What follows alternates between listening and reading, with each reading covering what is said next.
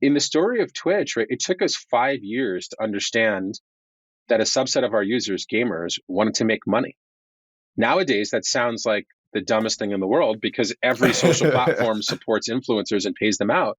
Back then, influencers didn't exist. Like, there wasn't a thing. And so I remember, Emmett tells a story all the time where he was talking to streamers and he's like, you want us to give you a cut of your ad revenue? Like, that's going to be like $6 a month. And they're like, yes, I want that. I want $6 a month. and eventually we realized, oh shit, these people want to quit their jobs and do this full time. Yeah. And like, once we knew that, we could build the thing. Like, building the things wasn't hard. It was being in enough repeated interactions to even come up with that. Yes. And being open to it when you hear it, right? Yes. Being and being open to think like, oh, maybe we can actually do that. Yeah, no. And I think what's so tricky is that for most of the history of JustinTV, we didn't talk to our users, and we didn't understand that knowing their motivations and what they cared about, like really caring for them, was an essential part of our job. We thought building features was the most important part of our job. And, that requires people. Well, that requires money. Like, that whole, building a bridge to nowhere kind of thing was what we were doing for the longest time. There seems to be, like, if you think of like the companies that pivot, there seems to be kind of three types of companies. There's the companies that are like doing well, and then they don't need to pivot. They should just like focus more on what's going well. Yeah. And then there's the companies who are like doing, like it's just not going well, like don't have product market fit at all. And then, okay, well that's clear that we should like do something radical because we don't have product market fit. But you have all these companies that are kind of in the middle. They've got like something like, okay, it's not growing super fast. It's there. It's a business. If you start going on this new thing, that means you have the potential to kill this okay business because you're not focused on it. Like, I imagine you have a lot of companies in that tweener stage. Like, how do you think about that? Well, this reminds me of what we tell founders when they're fundraising. They always say, well, we have these people who said yes, these people who said no, and these are maybes. And we're like, the maybes are no's. Move forward. I would argue that tweener businesses are more often than not no's. And especially coming out of the last environment where there was so much cash around, I've started to see this phenomenon where, I would argue that like most smart founders that apply themselves can get a business to $1 million in ARR.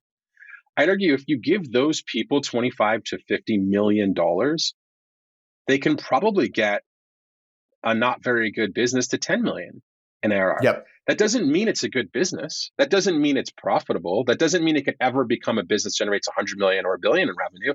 It just means that like if you spend $1 enough, you can figure out how to extract 20 cents from it. Yeah. And I would argue that those businesses are not going to get product market fit, and they should not be furthered. They're in the category of businesses that should be, at the minimum milked, right? We could milk JustinTV because it was profitable. So we could milk the revenue from JustinTV to build Twitch. But if that like business that's not working is also burning capital, then it's a problem. Yeah. It's a big problem. Yeah. And people don't say that enough. I think people are afraid.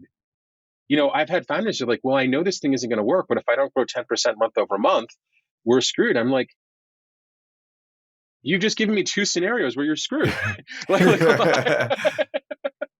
You probably need to stop growing this thing 10% month to month if you're absolutely convinced it's never going to work. And like in the Twitch example, like you had something like JustinTV, which was like, okay, yep.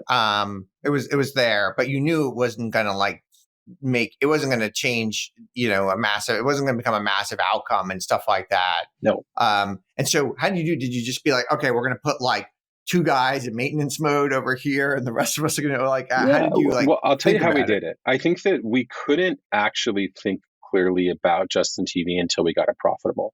And we didn't get it profitable until I pitched 50 investors and they all said, fuck you. So, and until we had 2 months of runway. So it was like pitch a bunch of investors, they say, screw you. 2 months of runway. All right, let's make get this some thing ads on there or profitable. something. Yeah, let's make this Yeah. actually, like, we don't want to die. If we could just bottle up the motivation that founders have right when they're close to death and just give it to them all the time, game over. And I think that once we got into that clear air of profitability, so that would have been the end of, oh God, my dates are all screwed up now. Oof, maybe end of 2010. Is that right? I don't know. Anyways, once we got there, then this great guy by the name of Gideon Yu came by our office. He was a partner at Coastal at the time, had no interest in investing in us. Zero. He thought our business sucked. Was absolutely correct. But for some reason, dropped this dime on us where he basically said, look, if you keep on doing what you're doing within the next 3 years, your revenue is going to slip. You're going to go unprofitable. No one's going to fund you and you're going to die. And no one's going to remember what you've done. That's it. Like that was all the advice. That was it. And because like, shit, you better do something now. Well, and I'd argue that like because we were profitable, we could hear that and do something with it. Yeah. And what we did was we split the company into 3 groups. One group was maintenance for JustinTV, keeping the revenue flowing. One group started working on JustinTV gaming, which became Twitch. And one group started working on social cam. We set a goal where we wanted to have this much traction in one of the 2 businesses within 6 months of launching it, or we would kill the one that wasn't having traction. The story we like to tell is that both were doing well. And so we spun off one. The reality is that like Twitch was doing way better than social cam, but investors really like social cam. And we really like the idea of social cam, right? Instagram for video just seems like a home run idea. Yeah. And so why give it up? And so we actually ended up pursuing both. And I would argue that it was somewhat of a home run idea. Snapchat was made right at that time. And had we had better insights, we could have competed with them more effectively, but we did not. Interesting. Yeah. In 2010, a similar scenario where this company, rapidly wasn't doing that great, got it to profitability, but we had $16 million in the bank. So we did this pivot to LiveRamp, and I guess the pivot was easier because we had a relatively functioning base thing. We had $16 million in bank. We had a good team of 30 people, mostly engineers. So it just made it easier to do a pivot than kind of a classic pivot would be to do. Yeah. But we still got lucky. I mean, that shit didn't have to go that way.